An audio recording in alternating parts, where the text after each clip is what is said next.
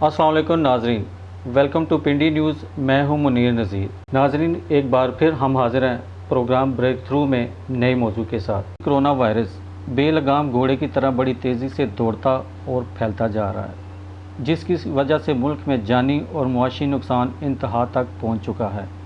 Corona virus سے جانی اور معاشی تحفظ کو بچانے کے لیے حکومت اور اپوزیشن کو مل کر کام کرنا ہوگا۔ اس موضوع پر بات کرنے کے لیے ہمارے ساتھ موجود ہیں ملک عامر اوان صاحب، جو کہ سیاسی اور سماجی تجزیہ کار ہے۔ السلام علیکم عامر صاحب، اور پنڈی نیوز میں آپ کو خوش آمدید۔ جی وعلیکم السلام جناب۔ اچھا عامر صاحب، کرونا وائرس سے جانی نقصان اور معاشی نقصان بڑھتا جا رہا ہے، بالکل۔ تو حکومت اور اپوزیشن سمیت تمام سیاسی جماعتیں عدم تعاون کا مظاہرہ کر رہی ہیں، تو کرونا وائرس سے جانی اور معاشی نقصان کے بچاؤ کے لیے کیا اقدامات کرنے چاہیے؟ جی بالکل، دیکھیے سب سے پہلے تو ہمیں یہ جائزہ لینا ہے کہ جو کرونا کا کرائسس ہے وہ اس وقت پوری دنیا کے اندر ہے، صرف پاکستان ہی اس کا شکار نہیں ہے، پوری دنیا ایک لپیٹ میں آئی ہوئی ہے۔ لیکن جیسے کہ بدقسمتی سے ہم لوگ تیسری دنیا کا حصہ ہیں، تھرڈ ورلڈ کنٹریز میں ہمارا شمار ہوتا ہے، تو ہم اور ہمارے جیسے ممالک جو ہیں ان کی جو معیشت کا پہلے ہی بہت برا حال تھا، تو اب جو لاک ڈاؤن چلا یا جو حالات بنے اس کے بعد تو ہمارے حالات مزید خراب سے خراب تاری ہوتے جا رہے ہیں۔ ہمارے یا دنیا کے بھی؟ دنیا کی بھی، بالکل دنیا کی تمام اکانومیز کے اوپر فرق پڑا ہے، ان کی سٹاک ایکسچینج تک جو ہیں وہ کرش ہوئی ہیں، اس کے علاوہ آئل کے کرائسس بن گئے ہیں، اس کے علاوہ بے شمار کرائسس بن گئے۔ لیکن پاکستان کے اندر چونکہ لوگ زیادہ تر خط غربت سے پہلے ہی نیچے رہ رہے ہیں، اب اس میں جو دیہڑی دار طبقہ ہے ان کی تعداد بہت زیادہ ہے، غریب افراد کی تعداد بہت زیادہ ہے۔ ان افراد کی تعداد زیادہ ہے کہ جو روزمرہ کی بنیاد پہ، روزانہ کی بنیاد پہ وہ لوگ جاتے ہیں اور کچھ نہ کچھ کما کے اپنے گھروں کے لیے لے کے آتے ہیں۔ تو جس ٹائم آپ پورے ایک سسٹم کو شٹ ڈاؤن کریں گے یا اس کو ڈسکریج کر دیں گے تو پھر ان عوام کے لیے بہت زیادہ مسائل پیدا ہوتے ہیں، جن میں آپ یہ سمجھ لیں کہ کھانے پینے کی اشیاء کی فراہمی سے لے کر علاج و معالجے کی سہولیات ہو گئیں، یا اور جو آپ کے معاملات ہیں عام روزمرہ کے، وہ تمام کے تمام ڈسٹرب ہوئے ہیں، اس میں تو کوئی دو رائے نہیں ہے۔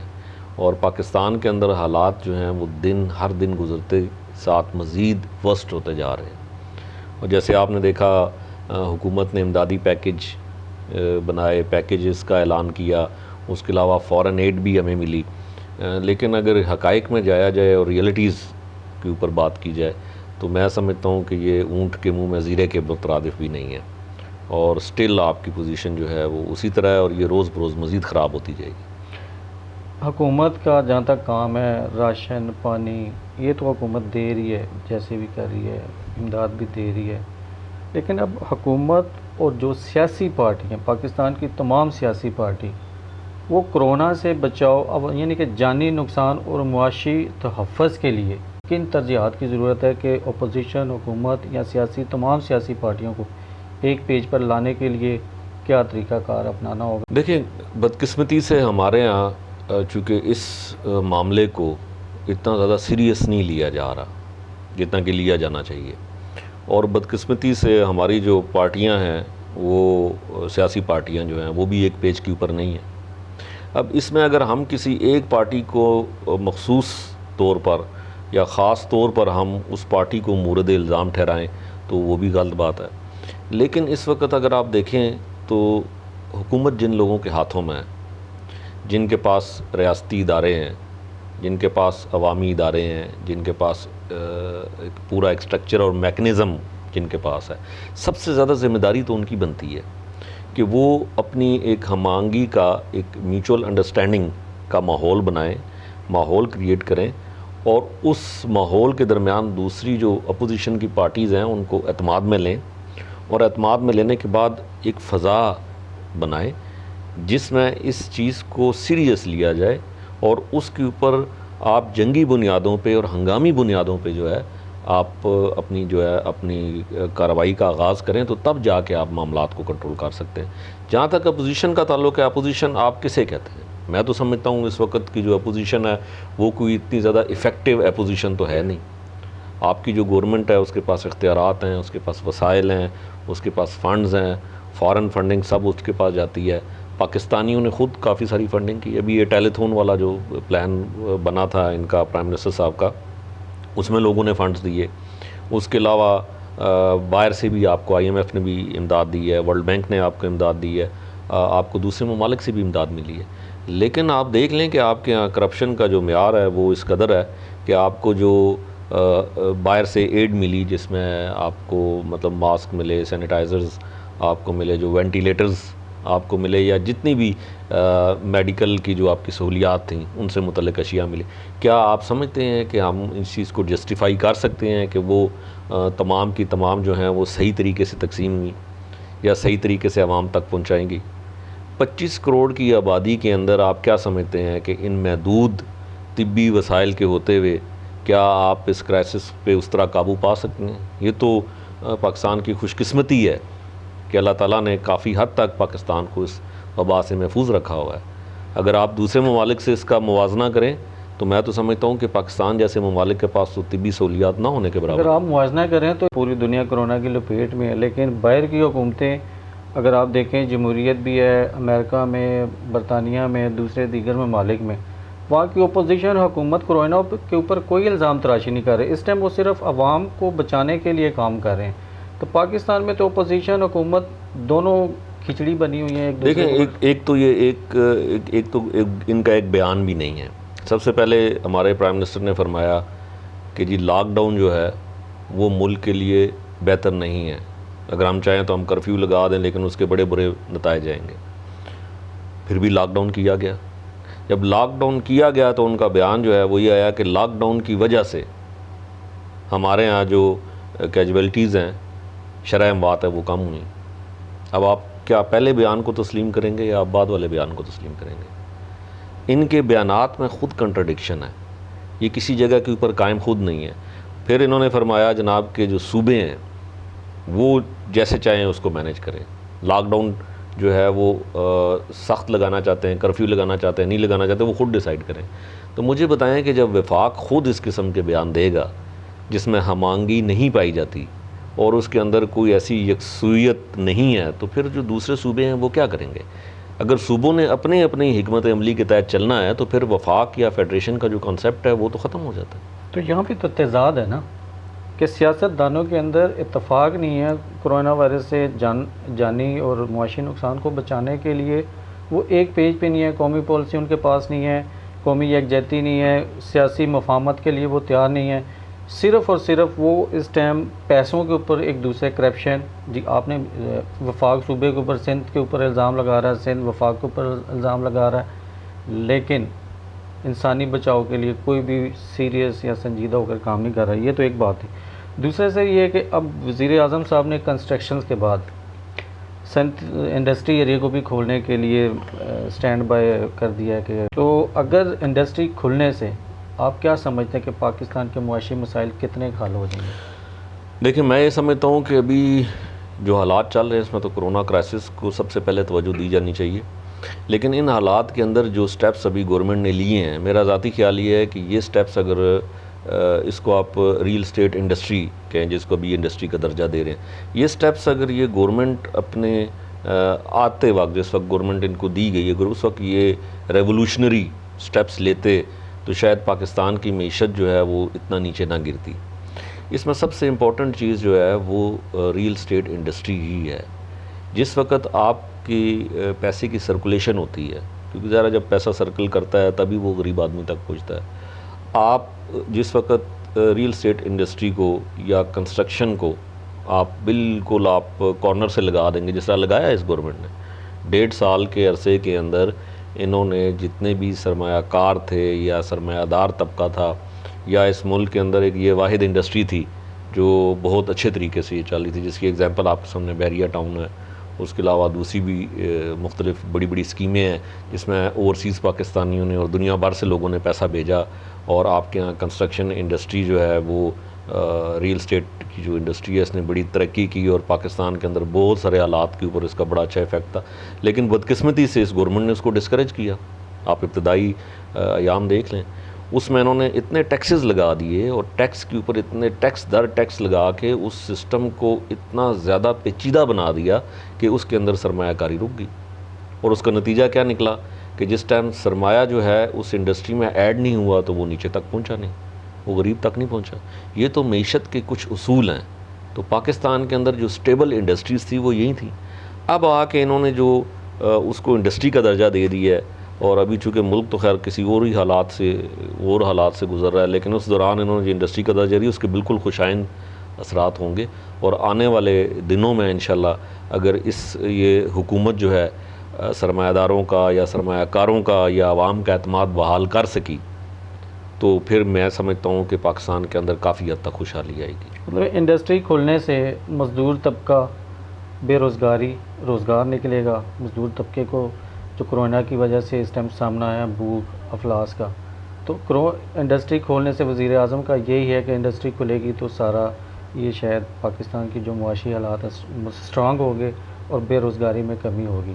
تو اس سے آپ کیا سمجھتے ہیں کہ حکومت جب انڈسٹری کو کھولے گی تو حکومت ٹیکس ہے وہی ٹیکس استعمال کرے گی جو پہلے تھا، یا صنعت کاروں کو ریلیف دے گی جس سے غریب کو بھی فائدہ پہنچے، یا پاکستان کی معاشیت استحکام ہو، اسٹرانگ ہو؟ دیکھیں ریئل اسٹیٹ انڈسٹری جو ہے اس کے اندر جتنی ٹرانزیکشنز ہوتی ہیں یا جتنی موومنٹ ہوتی ہے اس سے نہ صرف گورنمنٹ کے ٹیکسز جنریٹ ہوتے ہیں بلکہ پیسہ جو ہے وہ غریب آدمی تک پہنچتا ہے، مزدور تک پہنچتا ہے۔ جب کنسٹرکشن ہوگی تو آپ کا سریا بکے گا، جب کنسٹرکشن ہوگی تو آپ کا مٹیریل بکے گا، جب کنسٹرکشن ہوگی تو سیمنٹ بکے گا، جب آپ کی کنسٹرکشن انڈسٹری کو آپ کچھ ریلیف دیں گے تو مزدور کو اس کی مزدوری ملے گی، اور جو آرکیٹیکٹ ہیں ان کو مطلب ریلیف ملے گا، انجینئرز ہیں ان کو ریلیف ملے گا۔ اس کے علاوہ جو سرمایہ دار ہیں یا سرمایہ کار لوگ ہیں جو اس میں سرمایہ کاری کریں گے تو خود بخود جو پیسہ ہے وہ سرکولیٹ کرے گا اور غریب آدمی تک پہنچے گا۔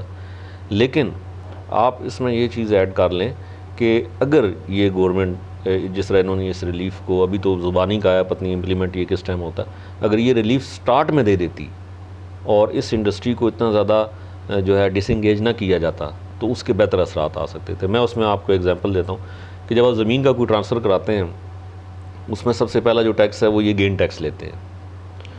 دوسرا ٹیکس جو آپ کا آ جاتا ہے وہ C V T, capital value tax. اب کیپٹل کا مجھے آج تک یہ سمجھ نہیں آئی کہ ہمارے کیپٹل ویلیو ٹیکس جو ہے وہ اس کو کیا گنڈا ٹیکس کہنا چاہیے، اس ٹیکس کی آج تک ہمیں کوئی افادیت نظر نہیں آئی۔ تو اس کے بعد دوسرا آ جاتا ہے جی ٹرانسفر ٹیکس، اس کے بعد پھر آپ کا آ جاتا ہے جو اس کے اوپر جو ٹرانسفر ٹیکس کے بعد آ جاتا ہے ضلع ٹیکس۔ ضلع ٹیکس کے بعد آپ کے 2-3 اور ٹیکسز ہیں، وہ آپ کے جب ٹیکسز آپ پورے پے کرتے ہیں تو آپ کی جو ٹرانزیکشن ہے وہ مکمل ہوتی ہے۔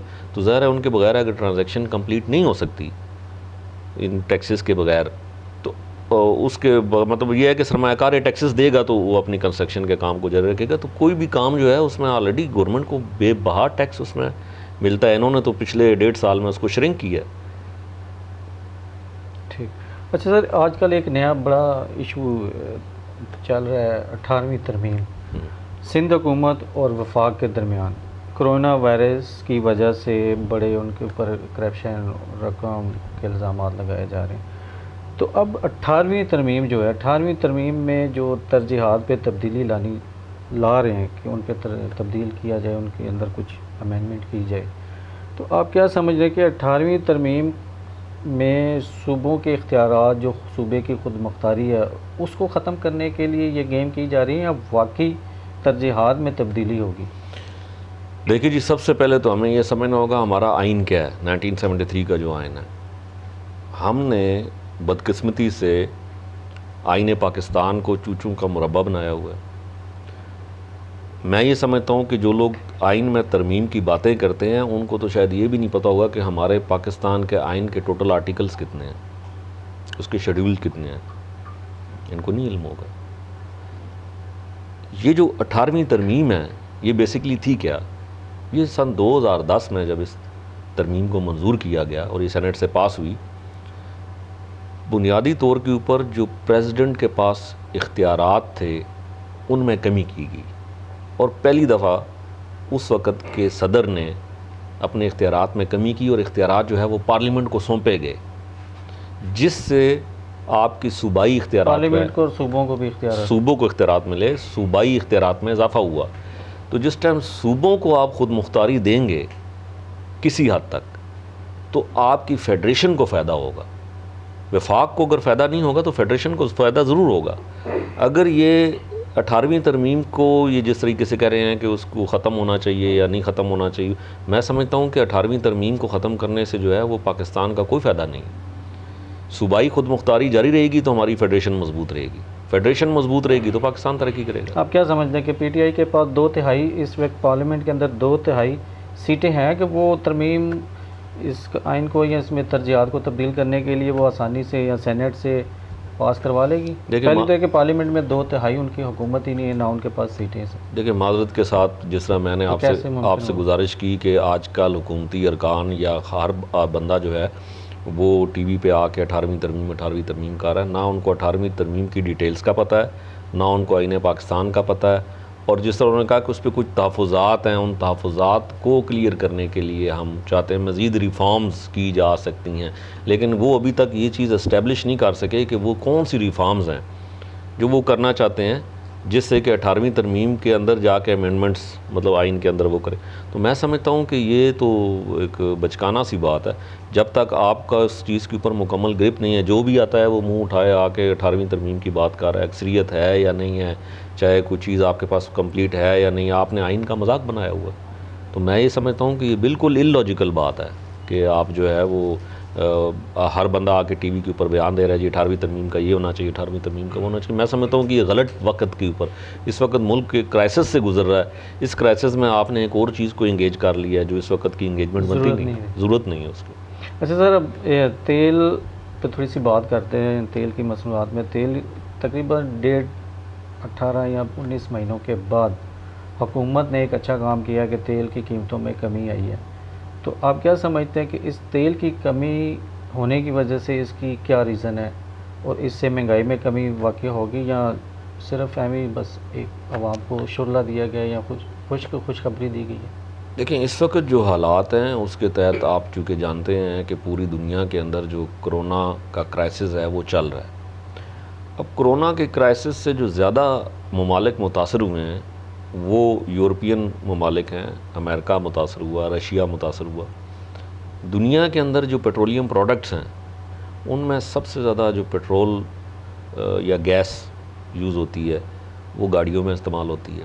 جب آپ نے پوری دنیا میں لاک ڈاؤن کیا تو آپ کو یہ پتہ ہونا چاہیے کہ دنیا میں اگر 60 کروڑ یا 70 کروڑ گاڑیاں ہیں اور وہ کھڑی ہو گئی ہیں تو آپ کی جو تیل کی پیداوار ہے، رسد اور طلب، یہ دو چیزیں ہوتی ہیں، ان کے درمیان گیپ آ گیا ہے، فرق آ گیا ہے کہ اس وقت جو طلب ہے، کنزمپشن جو ہے وہ بہت کم ہو گئی ہے، اور ادھر سے جو آپ کی رسد ہے جو وہ ہے وہ زیادہ ہو گئی ہے. تو بالکل اس چیز کا ایفیکٹ جو ہے وہ پرائسز کے اوپر آنا تھا. وہ کرونا کرائسس کی وجہ سے تیل کے اوپر جو ہے اس کی پرائسز کے اوپر اثر آیا. میں نہیں سمجھتا کہ اس کا کریڈٹ جو ہے وہ اس گورنمنٹ کو جاتا ہے. مطلب کرونا کی وجہ سے تیل کا استعمال اس وقت نہیں ہو رہا یا کم ہے، دیکھیں اور بھی اس کی کئی ریزنز ہیں. اس وقت دنیا جو ہے وہ الٹرنیٹ انرجی کے اوپر جا رہی ہے تو اس سے تیل کی قیمتوں میں فیوچر میں بھی کمی ہوگی. لیکن انہوں نے جو کمی کی ہے وہ آپ دیکھیں کہ ان کے جو ٹیکسز تھے وہ پہلے اگر 48% یا کچھ سم تھنگ تھے، اس وقت جو انہوں نے یہ پرائس آپ کو دی ہے اس پہ 99.7% انہوں نے اس کے اوپر ٹیکس لگایا ہوا ہے. یعنی کہ اگر آپ کو 40 روپے کا پیٹرول مل رہا ہے تو 40 روپے تو گورنمنٹ آپ سے ٹیکس لے رہی ہے. جتنے کا پر لیٹر آپ پیٹرول لے رہے ہیں یا پر لیٹر ڈیزل لے رہے ہیں اس کے اوپر اتنا ہی انہوں نے اپنا جو لیوی ٹیکس ہے وہی ڈبل کر دیا. تو یہ تو ٹیکس 99.7% دنیا میں کہاں پہ ہے؟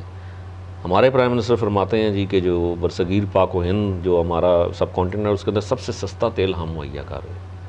تو ان سے پوچھے کہ سب سے زیادہ ٹیکس جو ہے تیل کی قیمت میں کون سی گورنمنٹ لے رہی ہے؟ اب تیل کی قیمت کم ہونے سے مہنگائی کم ہوگی یا نہیں ہوگی، یا حکومت اس پہ کیا کام کرے گی؟